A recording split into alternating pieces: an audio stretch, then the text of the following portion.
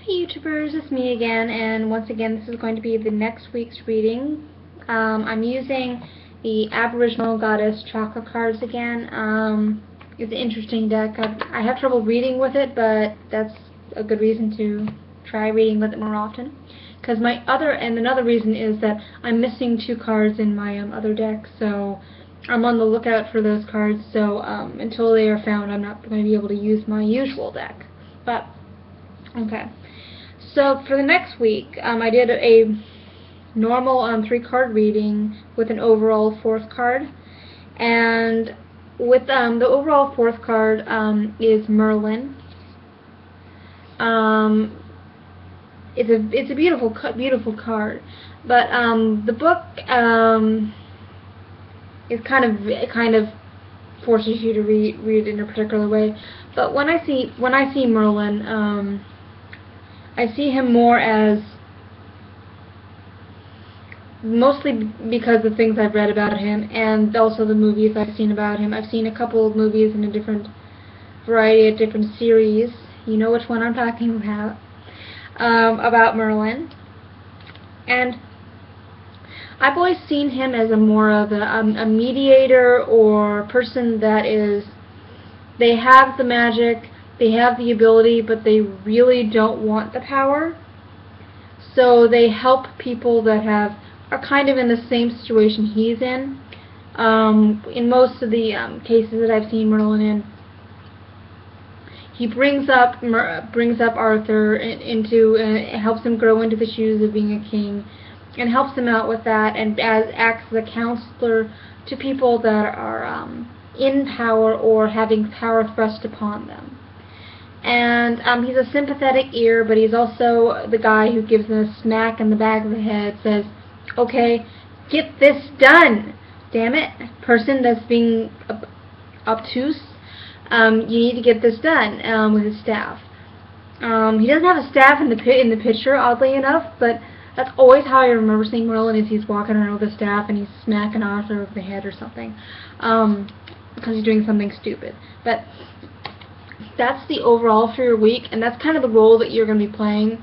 It's going to be aggravating at times. It's going to be, you want to smack the person over the head. Like, I see the greater picture, but you're being so stupid. That's kind of the thought that keeps running in my mind. That's a big part of what this week is going to be about. You're dealing with a lot of stupid people, because you can see a lot of the things that are going on right now, and they can't. And you're helping them work through these things. But interesting with all the other cards that work with this is the first part of your week, the card that comes up for you is self-love. And in conjunction with the Merlin card, and you being a mediator, it kind of makes sense. You're dealing with a lot of self-love issues. Maybe it's about your self-love, but I don't see that really as an issue for you, just in a general sort of way, because this is not a reverse card, so it's not internal work. In a general sense, you're working with other people that have power thrust upon them. They have self-image issues. They don't really want the power. They really don't want to do this thing. They don't think they have the capability. And you're smacking them over the head saying, of course you have the capability. Come on. If I can do these things that I do, and I have my self-image issues, or maybe you're taken from your own personal growth, saying, okay, I had these issues with my stuff, and look what I'm doing now. I was this wimpy little kid, and then I became Captain America or something. You're drawing from that, and you're also learning a lot about yourself right now, as you're taking your experiences and what you've learned from them. The best teachers are the ones that have had to learn it for themselves, because they know the struggles in a more personal way. And the Rhiannon, the challenge card, comes up, and it's an internal challenge, really. It's in the middle part of your week, so you're dealing with your self-love issues in a more personal way, like you're bringing them up in their point of view and all that kind of thing, blah, blah, blah, blah. You're in a teaching mode.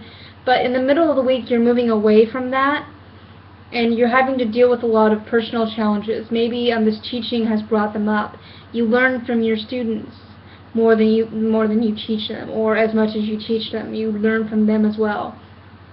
So maybe you're taking a break from the teaching, and you're learning as well. And it's a challenge for you, challenging yourself to grow as well, so you can help your students grow.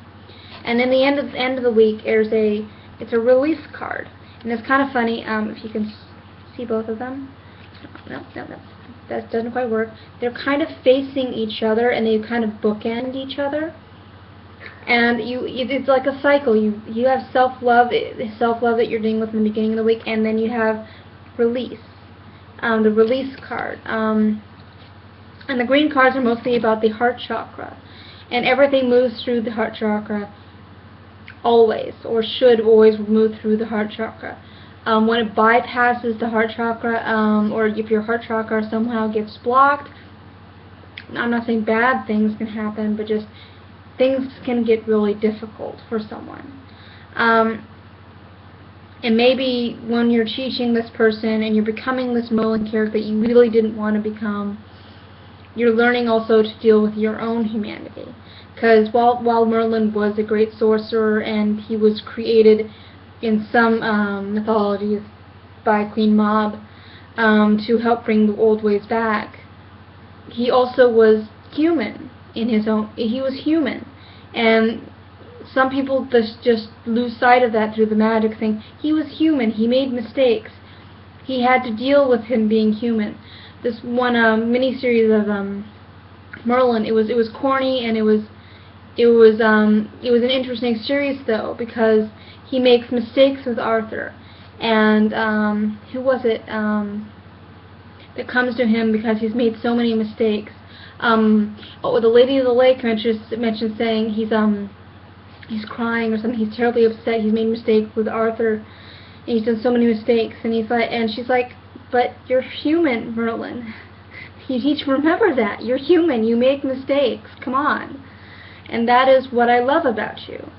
And that is what's needed in this world. And that's what makes you so powerful, is the fact that you are human and you make mistakes, and you can do such great things as well as make such blundering mistakes.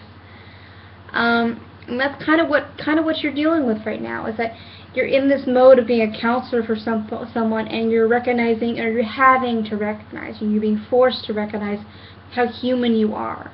And that's what makes you such a great counselor for these people, is because you know what they've gone through. You've taken those steps before, and you walked that road. And it's kind of like saying the person saying, oh, what do you know about what I've been dealing with? You've never been through it. And you're like, I don't know exactly what you're going through, but I do have similar situations that I have been through. It's something you can connect with this person about. And you can also connect with yourself about. This is pretty much what this reading is telling me, is that you're connecting with this person and helping them release their own issues, but you're also releasing your own. So it's like a multi-layered circle of harmony and healing that you're going through right now. You're being their counselor, but you're also turning into your own counselor as well. That's pretty much what this week is looking like for most of you people that are out there. And I almost see your